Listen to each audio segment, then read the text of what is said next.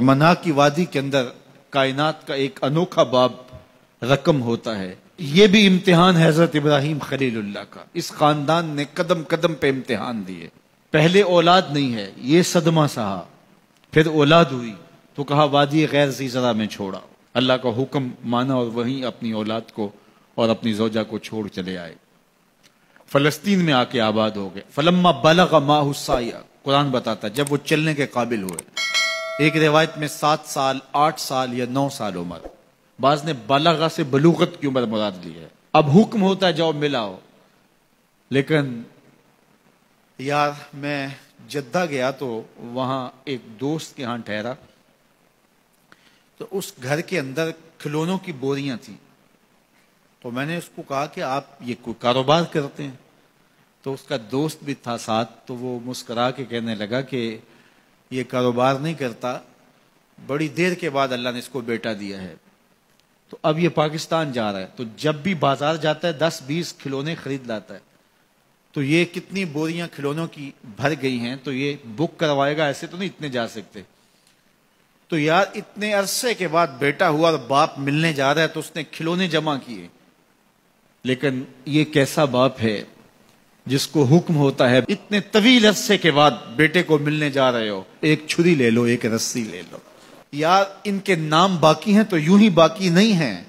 امتحان کتنے بڑے تھے. کہا جاؤ لیکن ہاتھ میں رسی لے جاؤ، ہاتھ میں چھری لے جاؤ.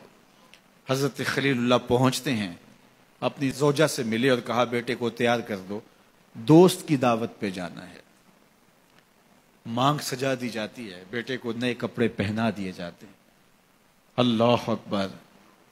بیٹے کو لے کر نکلے. یار بیٹا ان فوان شباب میں ہو، چڑھتی جوانی ہو تو باپ دیکھ کر کے کتنا خوش ہوتا ہے. اور پھر اس کا بیٹا بھی اکلوتا ہو اور بیٹا بھی بڑھاپے کا سہارا ہو، عصائے پیری ہو، رب سے مانگ مانگ کے لیا ہو. اور پھر بیٹا بھی وہ جس کی پیشانی میں محمد کا نور چمک رہا ہے. ایسا بیٹا تو چہرے کی بلائیں لینے کو جی چاہتا ہے. لیکن حضرت خلیل اللہ اللہ کے حکم پہ اس بیٹے کو ذبح کرنے کے لیے ہاتھ میں چھری اور رسی دبائے منا کی وادی کی طرف بڑھ رہے ہیں. شیطان نے سمجھا کہ اس سے نازک مرحلہ اس خاندان پہ نہیں آ سکتا. حضرت حاجرہ کے پاس پہنچا. پتہ ہے شہزادے کدھر گئے ہیں؟ کہا ان کے باپ لے گئے ہیں دوست سے ملاقات کروانے کے لیے. کہا نہیں، وہ ان کو ذبح کرنا چاہتے ہیں. کہا سوچ کے بات کر، وہ باپ ہے ذبح کرے گا؟ کبھی باپ بھی بیٹے کو ذبح کرتا ہے اور بے قصور ذبح کرے گا؟ میں جانتی ہوں کتنی آہ سحرگاہی کا نتیجہ ہے وہ بیٹا. اللہ سے کتنی رو رو کے دعائیں مانگی اور وہ فرزند ملا. کہا وہ اللہ کا حکم سمجھتے ہیں. تو حضرت حاجرہ نے کہا ظالم تو کہیں شیطان تو نہیں؟ اگر رب کا حکم ہے میری گود میں ایک اسماعیل ہے، کاش 1000 اسماعیل ہوتا، راہ خدا میں قربان کر دیتی. اسماعیل علیہ السلام کے پاس شیطان پہنچ رہا. اسماعیل پتہ ہے تیرے باپ تمہیں کدھر لے جا رہے ہیں؟ کہا کہ کدھر؟ کہا کہ وہ ذبح کرنے لے جا رہے ہیں. کہا تم سوچ کے بات کرو. ان کی آنکھوں کی چمک نہیں دیکھی؟ میری طرف دیکھتے ہیں تو لگتا ہے کہ ان کی آنکھوں سے شہد ٹپکتا ہے اور وہ مجھے ذبح کر دیں گے. کہا اللہ کا حکم سمجھتے ہیں. کہا اچھا. کہا ہاں. کہا اسماعیل کے وجود میں ایک جان ہے، کاش میرے ایک ایک بال میں جان ہوتی اور راہ خدا میں قربان کر دیتا. ابراہیم علیہ السلام کے پاس شیطان پہنچ کے بولتا ہے ابراہیم اللہ کو راضی کرنے کے اور تھوڑے طریقے ہیں، ضرور بیٹے کو ذبح کرنا ہے. تو وہ بھی کنکر اٹھا کے مارتے ہیں اور شیطان کو راستے سے ہٹا کے منزل کی طرف بڑھتے ہیں. قرآن نے وہ سارا منظر بیان کیا ہے. فلما بلغ ماہ السعی، باپ بیٹے کے پاس آیا اور کہا بیٹا میں نے خواب دیکھا ہے کہ میں تجھے ذبح کر رہا ہوں. فانظر ماذا تری، بتا تیری رائے کیا ہے. بیٹے پر سختہ طاری ہو جاتا، آنکھیں پھٹی کی پھٹی رہ جاتی. باپ کیا بول رہا ہے؟ لیکن یہ فیضان نظر تھا یا کہ مکتب کی کرامت تھی. سکھائے کس نے اسماعیل کو آداب فرزند.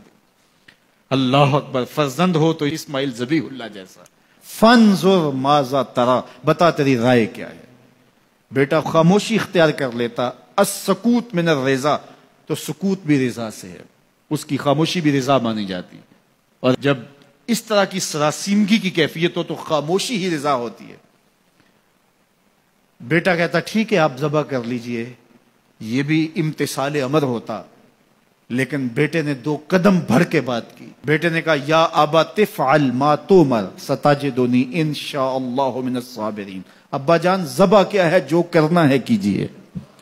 یہ نہیں کہا یا ابا تذبح، ہاں ابا جی ذبح کر لیجئے. ذبح کا جواب ذبح سے نہیں دیا، بلکہ کہا یا ابا تفعل، اے ابا جان کیجئے، ما تؤمر، جو بھی حکم ہو. ذبح کیا، جو بھی کرنا ہے کیجئے. رہی بات میری، یہ کام آسان تو نہیں، لیکن میرے اللہ نے چاہا تو صبر کر کے دکھاؤں گا. منا کی وادی ہے، باپ اور بیٹے دونوں نے طے کر لیا. باپ ذبح کرنے پہ راضی ہے، بیٹا ذبح ہونے پہ راضی ہے. یار اسلام من مانی کا نام نہیں ہے، اپنے خواہشات کو پورا کرنے کا نام اسلام نہیں ہے، اپنے آپ کو مالک کے سپرد کر دینے کا نام ایمان ہے. اس کا نام اسلام ہے. یہاں دیکھیے فلما اسلما، جب دونوں نے طے کر لیا، دونوں راضی ہو گئے. باپ ذبح کرنے پہ راضی ہو گیا، بیٹا ذبح ہونے پہ راضی ہو گیا. وَتَلَّهُ لِلْجَبِينِ، اور باپ نے بیٹے کو پیشانی کے بل لٹایا. قرآن نے وہ سارا منظر بیان کیا ہے. اس پر مفسرین کے 2 قول ہیں. ایک یہ کہ الٹا لٹایا تاکہ کفا سے ذبح کروں، گردن کے پچھلے حصے پر چھری رکھ کے ذبح کروں گا، منمونا چہرہ میری آنکھوں کے سامنے نہ ہو اور میرے دل کے اندر کوئی جذبہ رحم نہ جاگے جس سے اللہ کے حکم کی تعمیل میں دیر ہو جائے. اور دوسرا معنی یہ کیا کہ آپ جانور قربانی کے لیے ذبح کرتے ہیں تو اس کی گردن کو بل دے کے اس کی پیشانی کو زمین پہ لگا دیتے ہیں تاکہ یہ رگیں تن جائیں اور ذبح کرنے میں آسانی ہو. حضرت اسماعیل کی معصوم گردن کو بل دے کر کے ان کی پیشانی پتھر کے ساتھ جوڑی گئی. وَتَلَّهُ لِلْجَبِينِ، پیشانی کے بل یوں لٹایا گیا کہ گردن کھل جائے اور بیٹے کو ذبح کرنا آسان ہو. آنکھوں پہ پٹی باندھ لی کہ یہ منظر تو دیکھا نہیں جا سکے گا، اللہ کے حکم کی تعمیل بھی باہر صورت کرنی ہے. سعادت مند بیٹا بولتا ابا جان مجھے رسیوں سے جکڑ لیجئے، کہیں ایسا نہ ہو کہ میں تڑپوں اور اللہ کا حکم پورا کرنے میں آپ کو دیر ہو جائے. باپ بیٹے کو رسیوں سے جکڑ لیتا ہے، ہاتھ میں چھری پکڑی ہے، ذبح کرنے لگتے ہیں تو بیٹا بولتا ہے ابا جان رسیاں کھول دیجئے. کیوں؟ آپ کا منصوبہ، آپ کا پروگرام تبدیل ہو گیا. کہا نہیں. تو پھر کیوں رسیاں کھولوں؟ کہا کہیں ایسا نہ ہو کہ کل کا مورخ لکھے کہ باپ ذبح کرنا چاہتا تھا، بیٹا ہونا نہیں چاہتا تھا، باپ نے باندھ کے کیا. کھول دیجئے، نہیں تڑپوں گا. رسیاں کھل جاتی ہیں. بیٹا پیشانی کے بل لٹایا ہوا ہے، ہاتھ میں چھری پکڑی ہے، منا کی وادی ہے، کارکنان قضاء و قدر کی چیخیں نکل رہی ہیں، حوریں تھرا رہی ہیں، زمانہ کانپ رہا ہے، منا کی وادیوں پر تھر تھراہٹ ہے. مالک قیامت آنے والی ہے. فرشتے بھی پوچھ رہے ہیں کہ مالک کیا ہونے والا ہے. کہا تم کہتے تھے انسان کو پیدا کر رہا ہے، سجدے تو ہم کریں گے، ذرا میرے بندے کی ادا تو دیکھو، ذرا میرے بندے کا انداز محبت تو دیکھو، میری فرما برداری، انقیاد امر اور اطاعت اور امتثال امر کی مثال تو دیکھو، ذرا دیکھو میرا بندہ میرے حکم کی تعمیل کیسے کر رہا ہے. اللہ اکبر.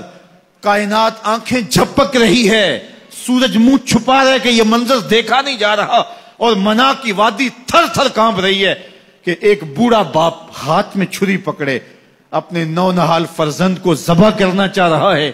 عجیب منظر ہے کائنات کے اندر. حضرت ابراہیم آگے بڑھے، بیٹے کی گردن پہ چھری رکھی اور پوری قوت کے ساتھ چھری کو جنبش دی. اللہ اکبر. لیکن ایک بال بھی نہیں کٹا.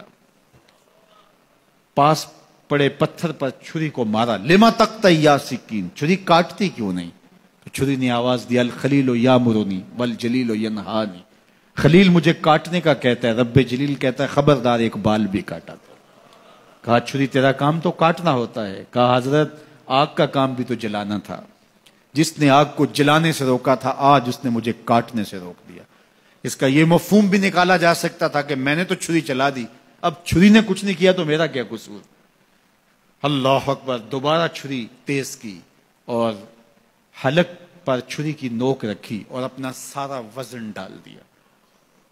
گردن کٹ گئی، خون بہنے لگا اور دل میں تھا کہ اتنا بڑا کام جو میں نے کر لیا.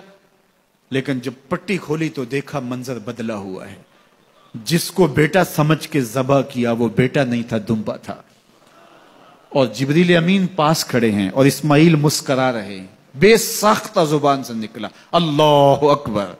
تو حضرت اسماعیل بولے لا الہ الا اللہ واللہ اکبر. جبریل بولے اللہ اکبر وللہ الحمد۔ اب یقین تھا کہ یہ سارا اہتمام ادھر سے، جبریل کا آنا اور دمبا پڑا ہے اور ذبح پڑا ہے اور جبریل امین موجود ہیں تو یہ یہی لے کر آئے ہوں گے، اور بیٹا مسکرا رہا ہے۔ یہ سارا منظر، یہ قرینہ حالیہ بتا رہا تھا کہ یہ سارا الوہی اہتمام ہے، رب نے قربانی قبول کر لی۔ لیکن صرف اتنا ہی نہیں ہوا کہ یہ قرینہ حالیہ آپ کو یقین دلاتا، بلکہ منا کی وادی چمکنے لگی اور وہی کے اجالوں سے پوری وادی روشن ہو گئی، اور آواز آنے لگی وَنَادَيْنَاهُ يَا إِبْرَاهِيمُ قَدْ صَدَّقْتَ الرُّؤْيَا إِنَّا كَذَلِكَ نَجْزِي الْمُحْسِنِينَ۔ یہ منظر دیکھا تو ابراہیم ابھی کوئی سوال کرتے، کسی سے پوچھتے کہ یہ کیا ہوا، اتنے میں وہی نازل ہوئی، اے ابراہیم تو نے واقعی خواب پورا کر دکھایا، اِنَّا كَذَلِكَ نَجْزِي الْمُحْسِنِينَ، ہم اپنے بندوں کو یوں ہی صلہ دیا کرتے۔ تیرے بیٹے کو ذبح نہیں کروانا تھا تیرے ہاتھوں سے، ہم نے تیرا امتحان لینا تھا، بس ابراہیم تیرا امتحان پورا ہو گیا، ہم نے تیری سنت کو اب قیامت تک کے لیے باقی رکھا، قیامت تک کے لیے باقی رکھا۔ اور پھر خود میرا رب کہتا ہے سلام علی ابراہیم، ابراہیم تیرے اوپر سلام ہو۔ اللہ اکبر۔ منا کی وادی کے اندر حج کے موقع پر 40 لاکھ حجاج ہیں، تو کچھ شیوخ عرب کے اور باقی عمراء مخیر سعادت مند لوگ 100 قربانیاں بھی پیش کرتے ہیں، تو کروڑوں قربانیاں منا کی وادی میں ذبح ہو رہی ہوتی ہیں اور حدود حرم میں، اور بے ساختہ زبان پہ نکلتا ہے سلام علی ابراہیم۔ ہر سال یہ شور و غوغا ہوتا ہے کہ اس مرتبہ قربانی بہت مہنگی ہے، شاید زیادہ لوگ قربانی نہیں کر پائیں گے، لیکن جو ہی موسم قربانی کا آتا ہے گلیوں اور بازاروں کے اندر جانور گھوم رہے ہوتے ہیں اور ان کو دیکھ کے بے ساختہ زبان پہ آتا ہے سلام علی ابراہیم، ابراہیم تیرے اوپر سلام۔ تو یہ کتنا بڑا امتحان تھا، کتنی بڑی آزمائش تھی، لیکن اس آزمائش سے سرخرو نکلے، نمبر بھی پورے 100 حاصل کیے، کامیاب اور بامراد اور کامگار ہوئے۔ آج ہمیں اس سنت کو باقی رکھ کر کے ہمیں وہ یاد تازہ کی جا رہی ہے کہ میرے ایسے بندے کہ جو میرے حکم پہ اپنی سب سے عزیز چیز بھی قربان کرنے سے گریز نہیں کیا کرتے۔ ہمارے ایک بزرگ فرمایا کرتے تھے کہ ہر بندے کا ایک اسماعیل ہوتا ہے، جب تک وہ اپنے اسماعیل کی گردن پہ چھری نہیں رکھتا رب کا قرب نصیب نہیں ہوتا۔ تو جو تمہاری محبوب چیز ہے اس کو راہ خدا میں جب تک